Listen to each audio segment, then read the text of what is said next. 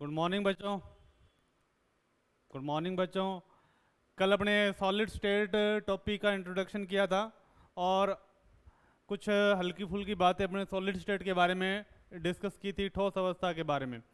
आज अपने क्या करेंगे, ठोस अवस्था में कुछ ऐसी परिभाषाएं पढ़ेंगे जो क्या होती है कि अपने ठोस अवस्था अगर पढ़ना चाहते हैं तो अपने को आनी चाहिए।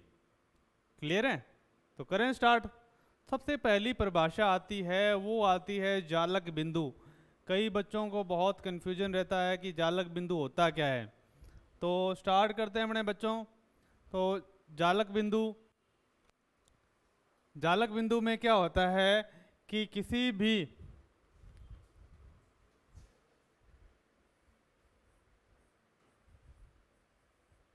जालक बिंदु में क्या होता है कि किसी भी कण को अगर एक छोटे बिंदु द्वारा दर्शाया जाता है, वो किस में दर्शाया जाता है? त्रिविम में। त्रिविम में किसी कण को छोटे बिंदुओं द्वारा दर्शाया जाता है तो वो बिंदु क्या कहलाते हैं? जालक बिंदु। एग्जाम्पल के तौर पे बता देता हूँ, जैसे Na प्लस Na प्लस ये है सोडियम के परमाणु है। और अगर मैं इन्हें त्रिविम में छोटे छोटे बिंदुओं द्वारा दर्शाता हूँ तो ये मेरे लिए क्या होंगे? जालक बिंदु होंगे। तो जालक बिंदु क्या होता है? त्रिविम में किसी कण को दर्शाना। ठीक है, जालक बिंदु कहलाते हैं। तो ये अपने पास क्या है? जालक बिंदु। तो फर्स्ट डेफिनेशन अपने पास आ जाती है जालक बिंदु। त्रिविम में किसी कण को बिंदुओं द्वारा दर्शाया जाता है। अब दूसरी परिभाषा अपने पास आती है और वो आती है अपने पास एकक कोष्ठिका, जिसे बोलते हैं अपने यूनिट सेल। एकक कोष्ठिका। एकक कोष्ठिका। एकक कोष्ठिका क्या होती है? तो सिंपल सी बात है, अपने क्या करें, इन जालक बिंदुओं को मिलाते हैं। क्लियर है? और जालक बिंदु मिलाने पर क्या बनती है? एक कोष्ठिका बनती है। और इन्हें अगर तीनों दिशाओं में घुमाएं तो क्या हो जाता है? एक जाल का निर्माण होता है जिसे बोलते हैं क्रिस्टल जालक। यानी क्रिस्टल जालक का निर्माण करने वाली छोटी से छोटी इकाई क्या कहलाती है अपने पास? एकक कोष्ठिका। तो यह क्रिस्टल जालक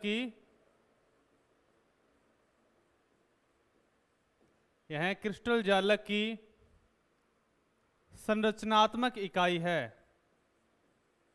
संरचनात्मक इकाई क्या कहलाती है? एकक कोष्ठिका। तो एकक कोष्ठिका की परिभाषा अपने लिए क्या हो जाती है बच्चों? एकक कोष्ठिका को तीनों दिशाओं में दोहराने पर किसका निर्माण होता है? क्रिस्टल जालक का निर्माण होता है। और ये क्या कहलाती है? क्रिस्टल जालक की संरचनात्मक इकाई कहलाती है। अब पढ़ते हैं अपने आगे एकक कोष्ठिका के प्रकार। एकक कोष्ठिका के प्रकार।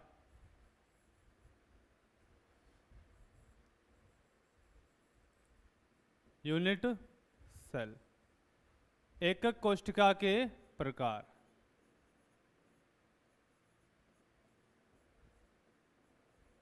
कोष्ठिका के प्रकार।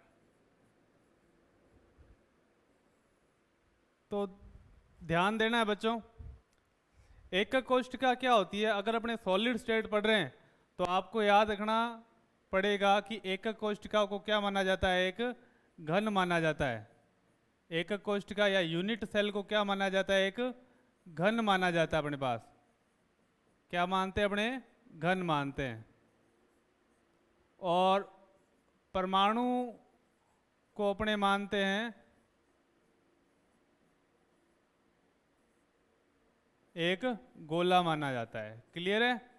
ये बात हमेशा याद रखना कि अगर ठोस अवस्था पढ़ रहे हैं तो अपने एक कोष्ठिका को किससे मानेंगे, घन से, और परमाणु को क्या मानते हैं, एक गोला मानते हैं। जब भी अपने सॉलिड स्टेट पढ़ेंगे तो अपने को ये बात ध्यान में रखनी है।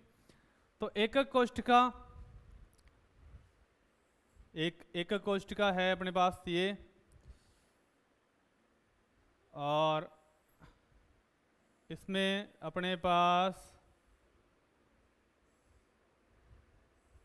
ये एकक कोष्ठिका का निर्माण किया मैंने। क्लियर है?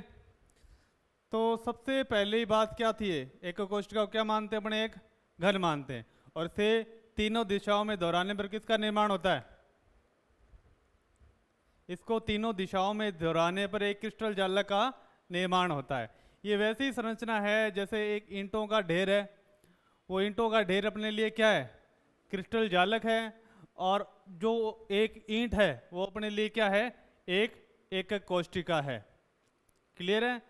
एकक कोष्ठिका में अपने पास कोने कितने होते हैं, 8 कोने होते हैं और 6 फलक होते हैं। क्लियर है बच्चों?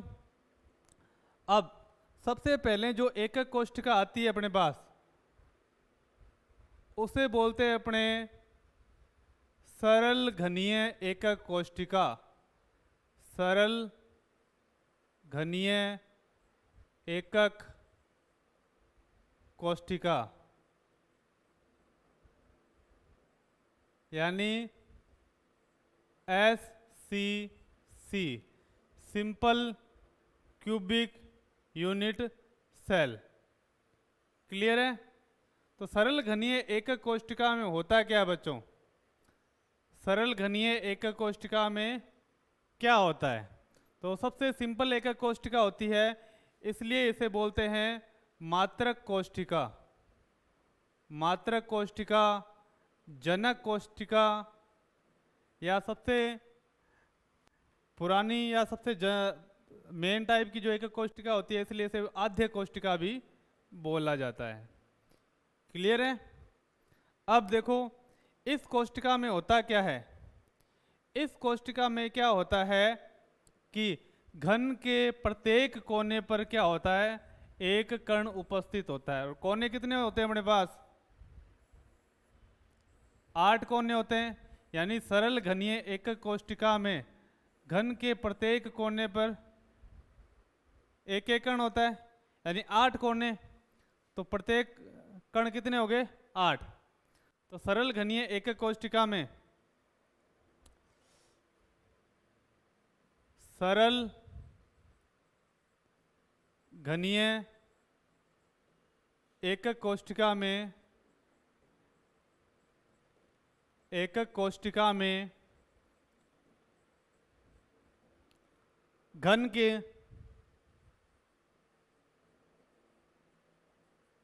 प्रत्येक कोने पर एक कण उपस्थित होता है, उपस्थित होता है। घन के प्रत्येक कोने पर कण है, उसके अलावा तो कोई कण नहीं है। ठीक है? अब क्या होता है, ये जो कोने वाला जो कण होता है, ये कितनी एकक कोष्ठिकाओं के साथ सहभाजित होता है। मान लो अपने एक कमरे में बैठे हैं और कमरे का एक कोना लिया, ठीक है, अपने घर में बैठे हैं, तो घर में भी क्या होता है, घन ही है, और वो घन के कितने कोने अपने पास, 8 कोने। आपने क्या लिया, एक कॉर्नर उठाया और कॉर्नर देखा, तो ये देखा कि ये जो कोना है पास वाले घर के साथ टच में होगा, इसके साथ टच में, और ये एक साइड वाले घर के साथ टच में होगा, और एक इधर भी टच में होगा। इसका मतलब अपने कहें कि ये अपने घर का कोना है, घन का कोना है, ये एक तो इधर वाले कमरे के साथ टच में, और एक इधर वाले के साथ टच में, और एक उधर वाले के साथ टच में। यानी एक कोना कितने के साथ अभी सहभाजित हो रहा है? 4 के साथ। अगर 4 के साथ साइड में हो सकते हैं तो 4 ऊपर भी हो सकते हैं। क्लियर है? इसका मतलब घन का प्रत्येक कोना यानी घन का प्रत्येक कण 8 कोष्टिकाओं के साथ सहभाजित होता है।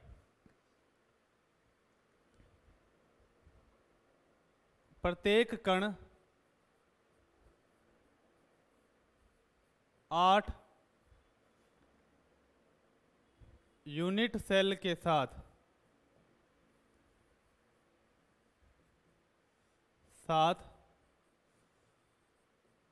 सहभाजित होता है, यानी साझेदारी में होता है। क्लियर है? दोबारा से देख लो बच्चों, घर का कोना है अपने, एक कोना लिया अपने और इस कोने को देखा तो ये क्या है? साइड वाले रूम के साथ टच कर रहा है। तो ये कोना इस वाले रूम के साथ भी, पीछे वाले रूम के साथ भी क्या करेगा? टच करेगा, और वो वाला साइड वाले रूम के साथ टच करेगा। इस टाइप से क्या होता है कि ये जो कोने वाला कण है, कोने वाला कण 4 तो साइड वालों के साथ टच में है और 4 अपने ऊपर से भी रख सकते हैं। फिर तो टोटल कितने के साथ टच में होता है? तो घन का एक कोना 8 एकक कोष्टिकाओं के साथ टच में रहता है, सहभाजित रहता है। क्लियर है? ठीक है। अंततः सरल घनीय एकक कोष्टिका में कुल कण को कितने हो जाएंगे? अंततः सरल घनीय एकक कोष्टिका में कुल कण कितने हो जाएंगे?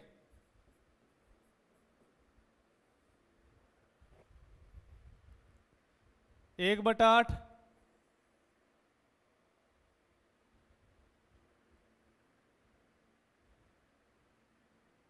SCC में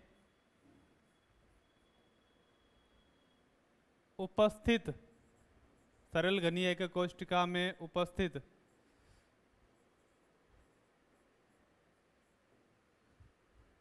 कणों का, उपस्थित कण का भाग, कण का भाग वो कितना होगा? एक कण का कितना रहेगा? 1/8 रहेगा। सिंपल सी बात है। अगर ये कण 8 के साथ बट जाए तो अपने पास कितना हिस्सा रहेगा? 1/8वां हिस्सा, यानी 1/8। और टोटल कण कितने अपने पास? 1 2 3 4 5 6 7 8। तो कुल कण कितने हो जाएंगे? अंततः कुल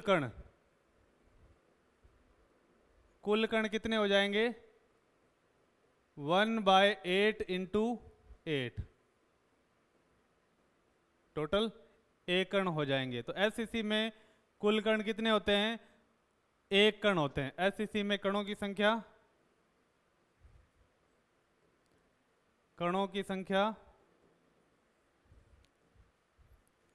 क्या हो जाएगी बच्चों? 1। सिंपल है। तो भी अपने देखा कि इसे बोलते हैं सरल घनीय एकक कोष्टिका SCC। मात्रक कोष्टिका, क्योंकि जितनी भी एकक कोष्टिकाएं होती है वो SCC से ही बनती है। जनक कोष्टिकाएं, क्योंकि SCC से सभी का निर्माण होता है। आद्य कोष्टिकाएं, सभी कोष्टिकाएं इसी से बनती है, तो नाम एक ही है। तो अपने को ध्यान रखना है, अगर कोने पर कण है, प्रत्येक कोने पर कण है, तो कितने कण होंगे अपने पास? सिर्फ 1 होंगे, क्योंकि कोने वाला कण कितने के साथ बढ़ जाता है? 8 के साथ। एकदम राइट। ठीक है। नेक्स्ट अपने जो एकक कोष्टिका पढ़ने वाले हैं वो है काय केंद्रित एकक कोष्टिका। उसका नाम है काय केंद्रित एकक कोष्टिका। काय केंद्रित एकक कोष्टिका मतलब BCC, body centred cubic. Body centred यानी एक कण इसके कहाँ है? बॉडी के सेंटर में, एकक कोष्टिका के बीचों बीच पड़ा है। और दूसरी बात मैंने आपको पहले ही बताई कि कोई भी एक कोष्टिका बनानी हो तो अपने को क्या होना चाहिए, सबसे मेन थिंग, सरल घनीय एक कोष्टिका तो उसमें होगी ही होगी। तो सरल घनीय एक कोष्टिका बना लेते अपने। ये देखिए बहुत ही आसान है।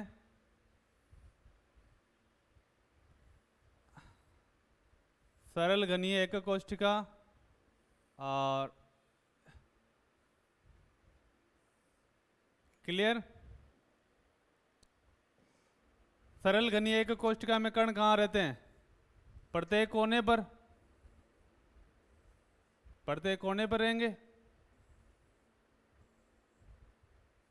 हाँ, और एक कहाँ रहेगा कण, एक बॉडी के बीचों बीच पड़ा है, एकदम बॉडी सेंटर्ड है ये। क्लियर है। तो सरल घनीय एक कोष्टिका में कण कहाँ होते हैं, प्रत्येक कोने पर। परंतु अब पढ़ क्या रहे हैं अपने, काय केंद्रित एक कोष्टिका, बॉडी सेंटर्ड। इसमें क्या होता है, कण घन के प्रत्येक कोने पर होते हैं और एक बॉडी के बीचों बीच होते हैं। कोने वाला कितने के साथ बटा हुआ रहता है, 8 के साथ। क्लियर है। अब आप बताओ, एक कण मैं कमरे के बीचों बीच में रख दूं तो वो कितने के साथ बढ़ता है, कितने के साथ सहभाजित हो सकता है। सेम वही थिंग है, आपने एक बर्गर लिया और उसे क्या किया, 8 जनों में बांट दिया, 8 आदमियों में बांट दिया, तो क्या हुआ, आपके पास तो थोड़ा सा ही रहा पार्ट। और वही बर्गर आप खरीद के चुपके से खा रहे हो अकेले अकेले, तो क्या 100 का 100% कौन कहाँ जाएगा, 100 का 100% आपके ही पेट में जाने वाला है वो। ठीक है, तो स्टार्ट करें अपने, समझ गए बात। तो काय केंद्रित एक एक कोष्टिका में कण घन के प्रत्येक कोने पर स्थित होता है, प्रत्येक कोने पर स्थित होता है। क्लियर है। तो कोने पर कण कितने होंगे, होता है तो कोने पर कण 1/8, कोने वाला कितने के साथ बटा हुआ रहता है, 1/8, और कुल कितने कोने, 8, तो कोने पर अपने पास कितने कण होंगे, 1 हो गया। क्लियर है। दूसरा पॉइंट, एक कण घन के मध्य स्थित है, घन के मध्य है, यानी वो किसी के साथ नहीं बट रहा, 100 का 100% कहां पर है, घन के मध्य, बीचों बीच। इसका मतलब कुल कण कितने होंगे, अंतः कण मध्य में कितने, 1,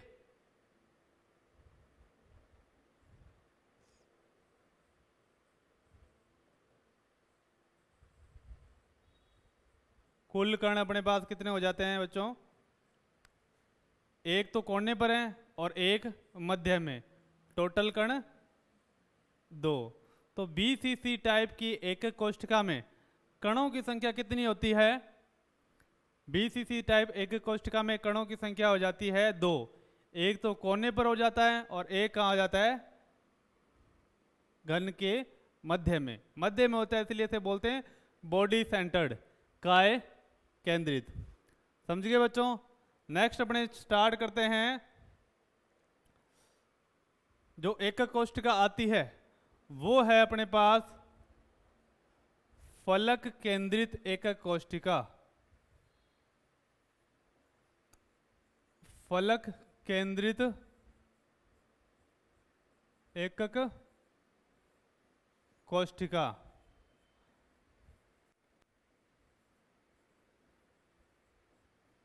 जिसे बोलते हैं FCC, face centred unit cell. अब देखो, कोई भी घन होता है उसमें कोने तो होते हैं 8 और फलक यानी फेस कितने होते हैं? 6। एक ये, एक सामने वाला 2, एक इधर 3, 4, एक ऊपर छत है जो, और एक नीचे। टोटल 6 फलक होते हैं। क्लियर है? तो अब देखो अपने एक एकक कोष्ठिका बनाते हैं। एकक कोष्ठिका बनानी है तो सबसे मेन चीज क्या है? SCC होना चाहिए, सरल घनीय एकक कोष्ठिका होनी चाहिए। तो सरल घनीय एकक कोष्ठिका बना लेते हैं अपने, कोई दिक्कत वाली बात नहीं है, किसी को कोई प्रॉब्लम नहीं आएगी। सबसे पहले बनाना है अपने पास सरल घनीय एकक कोष्ठिका। ठीक है, सरल घनीय एकक कोष्ठिका में अपने पास कण कहाँ होते हैं? कोने पर। ये कोने पर मैंने क्या डाल दिए? कण डाल दिए। क्लियर है? अब ये कौन सी यूनिट सेल बनेगी? सरल घनीय एकक कोष्ठिका बन गई। तो पहली लाइन तो अपने ये लिखेंगे इसके अंदर, फलक केंद्रित एकक कोष्ठिका में कण घन के प्रत्येक फलक पर उपस्थित होते हैं। कहाँ होते हैं? घन के प्रत्येक फलक पर उपस्थित होते हैं। सॉरी, प्रत्येक कोने पर उपस्थित होते हैं। कोने पर उपस्थित होते हैं। और कोने कितने? कोने कितने? 8। तो एक कण का कितना भाग रहता है? 1/8 और 8। टोटल कण अपने पास कितने रह गए? 1। क्लियर है? अब इसे फेस क्यों कहते हैं? फलक केंद्रित एकक कोष्ठिका क्यों कहा जाता है? तो फलक केंद्रित एकक कोष्ठिका इसलिए कहा जाता है कि इसमें कण फलक पर भी उपस्थित रहते हैं। और फलक कितने अपने पास बच्चों? 6। तो 6 फलकों पर अपने क्या कर दिया? एक कण यहां लगाया, एक कण यहां लगाया। ठीक है, एक कण यहां लगाऊंगा सामने, और एक कण लगाऊंगा वहां, यानी इस वाले पर। ये यहां दिखाते हैं। ठीक है, एक कण मैं लगाऊंगा ऊपर छत पे, और एक कण लगाऊंगा मैं यहां पर। ठीक है, तो टोटल फलक कितने हो गए अपने पास? 6। और अपने 6 ही कण लगा चुके हैं। देखो 1 2 3 4 5 6। इसका मतलब मैं क्या कह सकता हूं कि दूसरी बात यह आ गई, कण घन के प्रत्येक फलक पर उपस्थित होते हैं। अब आपको बताना है कि भाई फलक वाला जो कण होता है वो कितने % भाग अपने पास होगा। ये फलक है, ठीक है। मैंने यहाँ बड़ी बॉल रखी, तो आधी बॉल तो इधर रहेगी, आधी बॉल उधर रहेगी। आधी को क्या बोलते हैं अपने? 50%। हाफ का मतलब 50% है, और 50% को क्या लिख सकते हैं अपने? 1/2 लिख सकते हैं क्या बच्चों? बताओ। कण घन के प्रत्येक फलक पर उपस्थित होते हैं, यानी फलक वाला जो कण होगा, पार्टिकल होगा, उसका आधा भाग तो इधर होगा और आधा भाग इधर होगा। क्लियर है? तो कण आएंगे अपने पास, यानी फलक वाले कण का अपने पास कितना भाग है? 1/2 भाग है। कुल कण कितने हो गए अपने पास? 1 2 3 4 5 6। 6 फलक हो तो 6 ही आएंगे, इंटू 6। तो फलक पर कितने कण होते हैं? 3। सिंपल सी बात है, देख लो बच्चों, ये फलक है पूरा दीवार वाला, 50% इधर है, यानी आधा भाग इधर है।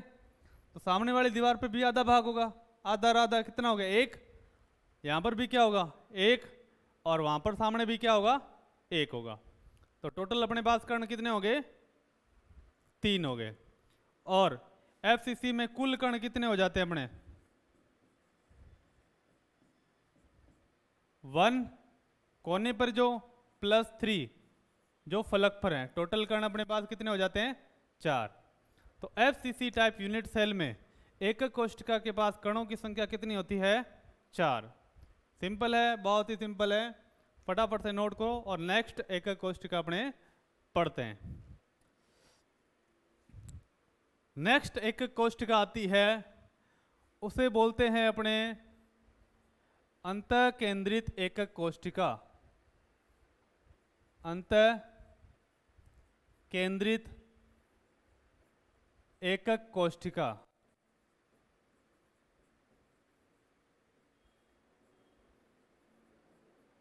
जिसे बोलते हैं अपने एज सेंटर्ड, ECC।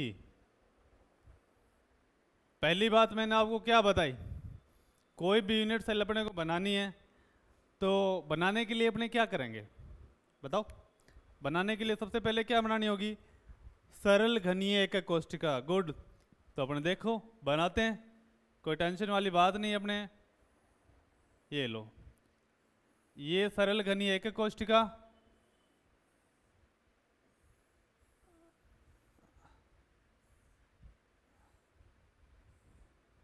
सरल घनीय एकक कोशिका, कोने पर कण होंगे,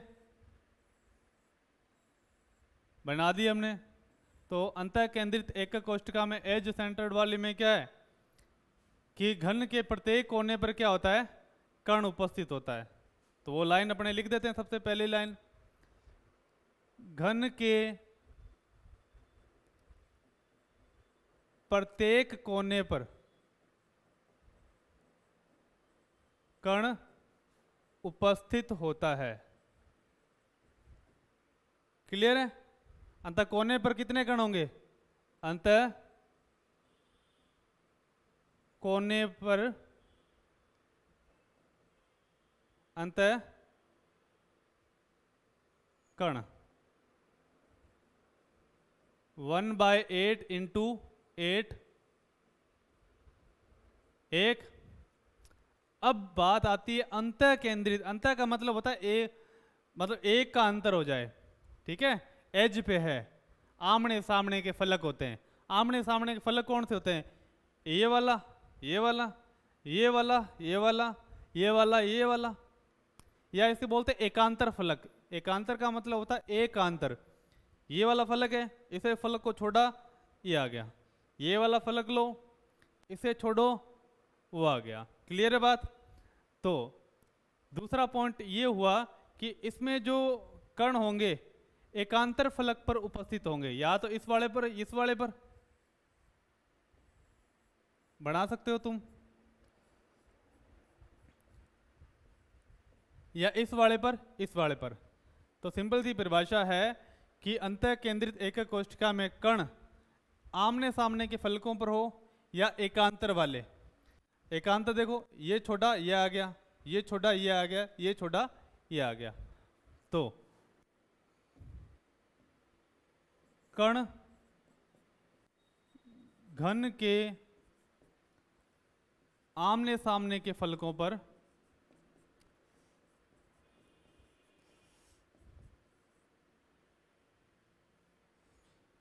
के फलकों पर उपस्थित होते हैं,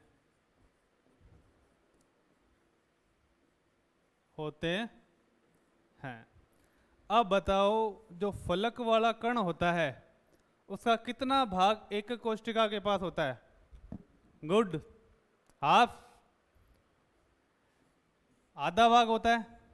अब बताओ अपने पास फलकों पर कण कितने हैं? 1 2। तो एकांतर फलकों पर कितने कण हो गए? 1। अब बताओ अंत्य केंद्रित एकक कोशिका में कुल कण कितने हो गए? 1 + 1, टोटल कण हो गए 2। तो एक बार अपने स्पीड में इसको फटाफट से रिवाइज कर लेते हैं। SCC टाइप यूनिट सेल में कण कितने होते हैं? 1। BCC टाइप यूनिट सेल में कण कितने होते हैं? 2। FCC टाइप यूनिट सेल में कण कितने होते हैं? 4। Good. ECC type unit cell में कण कितने होते हैं? 2। ये अपने अभी तक पढ़ा उसका छोटा सा रूप था। क्लियर है? अब क्या होता है कि इसमें बहुत ही अच्छे अच्छे और छोटे छोटे से न्यूमेरिकल आते हैं, इन्हीं में अपने जो किया है, तो अपने कुछ न्यूमेरिकल डिस्कस करते हैं। ठीक है, कुछ न्यूमेरिकल करते हैं और फिर अपने इसको आगे फर्दर पढ़ेंगे। न्यूमेरिकल एक अपने पास एकक कोष्ठिका है, एकक कोष्ठिका बनाई मैंने, और मैंने आपको क्वेश्चन दिया कि एक एकक कोष्ठिका 3 कणों से मिलकर बनी है। एक एकक कोष्ठिका 3 कणों से मिलकर बनी है। एक यूनिट सेल 3 कणों जिसका नाम है A, B और C, 3 कणों से मिलकर बनी है। क्लियर है? और जिसमें अपने पास क्या है, जो A कण है उस जिसे मैं लाल से दिखा रहा हूं, ठीक है, A कण घन के प्रत्येक कोने पर उपस्थित है। कहाँ है? A कण घन के प्रत्येक कोने पर उपस्थित है। ये कौन सा है? A, यानी रेड वाला अपने पास क्या A है, अपने को इसको रेड वाले को A कर देते हैं। क्लियर है? यानी A कण कहाँ है? घन के कोने पर उपस्थित है। और दूसरा कण B, ठीक है, A कण घन के कोने पर उपस्थित है। क्लियर है? आपको ये दे दिया। और दूसरी बात मैंने कहा कि जो B कण है, B कण घन के मध्य उपस्थित है। अब B कण है, B को अपने इस कलर से शो कर दिया। तो B कण क्या है? घन के मध्य उपस्थित है। दिख रहा है सभी को? ठीक है। और फिर मैंने आपको कहा कि जो C कण है, C कण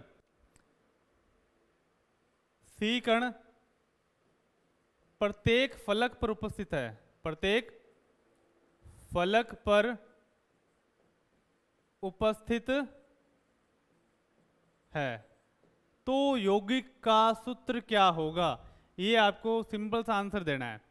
तो C कण अपने पास यहाँ है, ठीक है, तो ये C है, ये C है, ये C है, ये C है, एक यहाँ पर C इस वाले फलक पर और एक पीछे वाले फलक पर, 6 C, ठीक है, C। और B अपने पास कौन सा था? ये B था। क्लियर है? तो आपको बताना है कि पहले सिंपल सी बात बतानी है, A कण घन के कोने पर उपस्थित है। क्लियर है? तो बताओ कोने पर उपस्थित है तो कोने वाला कण का कितना % भाग रहता है अपने पास? तो कोने पर कितने? 1/8 इंटू 8 है, तो कोने पर 1 है, यानी A की संख्या कितनी होगी? 1। क्लियर है? B कण घन के मध्य स्थित है और B कहाँ पर है? एकदम मिडल में। तो घन के मध्य कितने होते हैं? 1 कण होता है, यानी B बराबर अपने पास क्या आ जाएगा? 1। क्लियर है? हाँ। अब C कण प्रत्येक फलक पर उपस्थित है। अब फलक वाला जो कण होता है उसका कितना % भाग रहता है? 1/2। फलक पर कण कितने हैं? 6। टोटल कितना हो गया? 3। इसका मतलब A है उसका 1 कण रहता है, B है उसका कितना कण रहता है? 1 रहता है, और C है उसका कण कितना रहता है? 3 रहता है। तो यौगिक का सूत्र क्या होगा? A B C 3। ये अपना आंसर है और बहुत ही आसान था सवाल होता है ये। ठीक है? कुछ बढ़िया क्वेश्चन भी करेंगे, 2-3 क्वेश्चन प्रैक्टिस करेंगे, इसी टाइप से क्या होता है, एक आपको इजी क्वेश्चन कराएंगे, एक आपको कराएंगे टफ क्वेश्चन, ठीक है। तो नेक्स्ट क्वेश्चन आपके लिए, ठीक है, ये क्वेश्चन आपको करना है। इसमें क्या होता है, ये अपने पास यूनिट सेल है, यूनिट सेल, और यूनिट सेल में मैंने आपको कहा कि दो से मिलकर बनी है, एक्स और वाई से। क्लियर है? एक्स तो है कोने पर, एक्स क्या है, कोने पर है, प्रत्येक कोने पर एक्स है, प्रत्येक कोने पर, कोने पर, और वाई है एकांतर फलक पर, एकांतर फलक पर। तो यौगिक का सूत्र क्या होगा, यौगिक का सूत्र, ये आपको सवाल करना है। एक थोड़ा सा एडवांस लेवल का क्वेश्चन मैं आपको करवाऊंगा, क्लियर है। उसके बाद में अपने क्या करेंगे, संकुलन क्षमता करेंगे, ठोसों की संकुलन क्षमता, क्लियर है।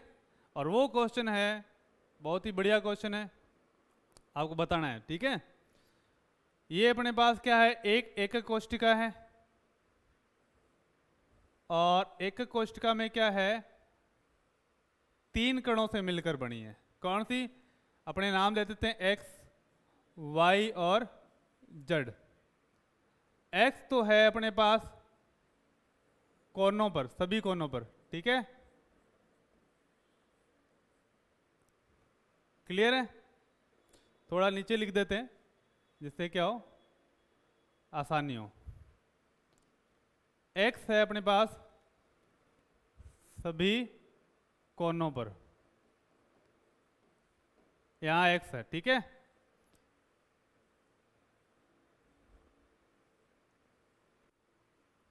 क्लियर।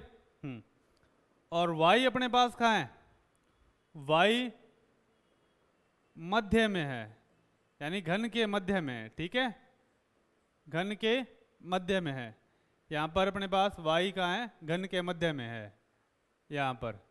और z अपने पास कहाँ है, z अपने पास क्या है, प्रत्येक फलक पर, प्रत्येक फलक पर है, प्रत्येक फलक पर, ठीक है। और y अपने पास क्या है, प्रत्येक फलक पर है, ये फलक है, इस पर y है अपने पास।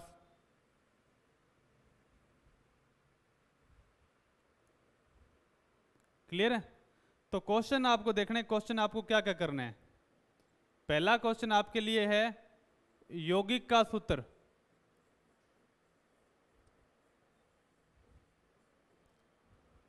निकाल दोगे। दूसरा क्वेश्चन आपके पास ये है, बी को हटाने पर, मैं बी को हटा देता हूं, पूरा ही निकाल देता हूं, तो सूत्र क्या होगा, बी को हटाने पर यौगिक का सूत्र। और तीसरा क्वेश्चन है अपने पास,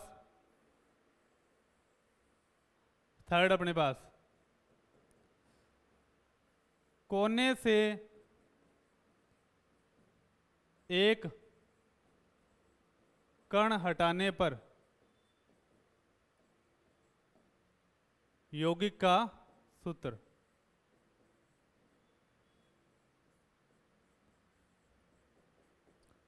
क्लियर है। ये 3 क्वेश्चन अभी अपने करेंगे, क्लियर है। तो स्टार्ट करते हैं अपने। ये पिछले वाला क्वेश्चन आपको करना था और आंसर जल्दी से आपको बताना है, तो स्टार्ट करें। अच्छा, पहले वाला जो क्वेश्चन था वो अपने डिस्कस किया था, दोबारा करने की कोई आवश्यकता नहीं है। तो पहले वाले का आंसर आएगा अपने पास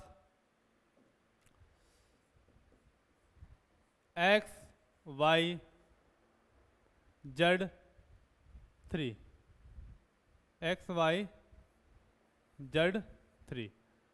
थर्ड वाले से पहले अपने कर लेते हैं सेकंड वाला।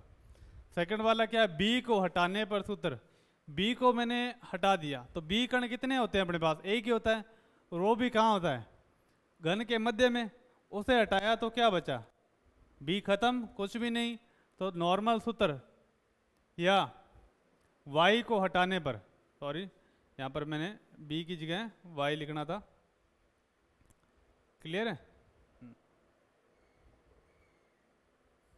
y, तो सूत्र क्या हो जाएगा, x z3। और थर्ड अपने पास क्या होगा कि बढ़िया क्वेश्चन है, कोने से एक कण हटाने पर। अब मान लो अपने पास घन है, घन में कितने कोने, 8 कोने, मैंने एक कोने को हटा दिया, एक कोने से कण हटा दिया, तो कण अपने पास कितने रह गए, 7 रह गए, ठीक है। तो एक कण को हटाने पर, वो कहाँ से हटा रहा हूं मैं, कोने से, ये वाला कण मैंने क्या किया, हटा दिया इसे।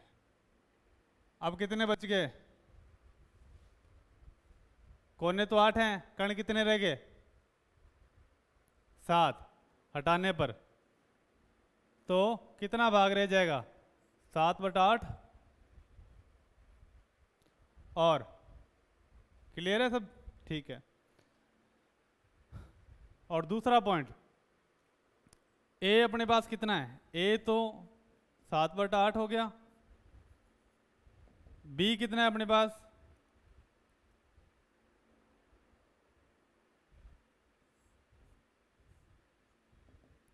बी अपने पास है जो एकदम मध्य में स्थित है, वो है अपने पास 1, और सी अपने पास कितना है,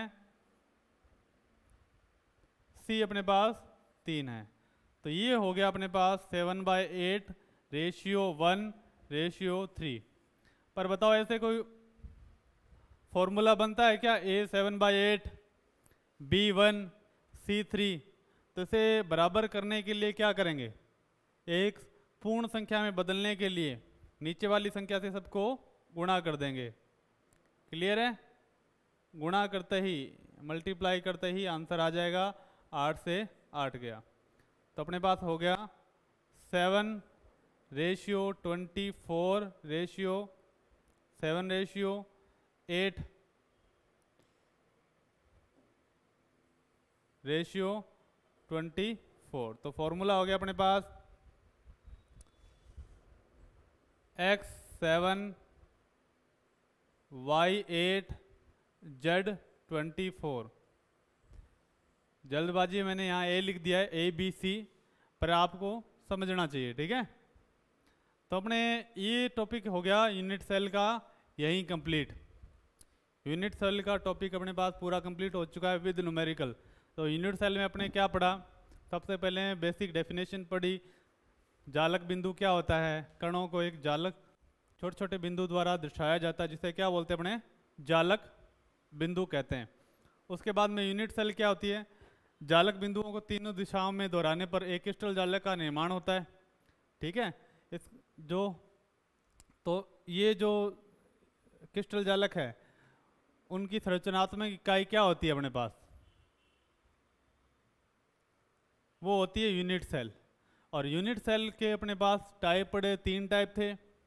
फर्स्ट है सरल घनीय एकक कोशिका, दूसरा है अपने पास काय केंद्रित एकक कोशिका, तीसरा अपने पास फलक केंद्रित एकक कोशिका, और चौथा है अपने पास अंत्य केंद्रित एकक कोशिका। उसके बाद अपने सभी के न्यूमेरिकल पढ़े। आपको याद रखना है कि सभी में कण कितने होते हैं, 1 2 3 4 कितने कण होते हैं, ठीक है। वो कण सभी को अपने क्या करने हैं, याद रखने हैं। कल अपने पढ़ेंगे संकुलन क्षमता। तो आज के लिए इतना ही, ठीक है। आज जो जितना आपने पढ़ा है, आज अपने बढ़िया से प्रैक्टिस करनी है घर पे, और उसके न्यूमेरिकल करने हैं। नहीं समझ में आए तो आप मेरे से पूछ सकते हो। तब तक के लिए थैंक यू, बाय।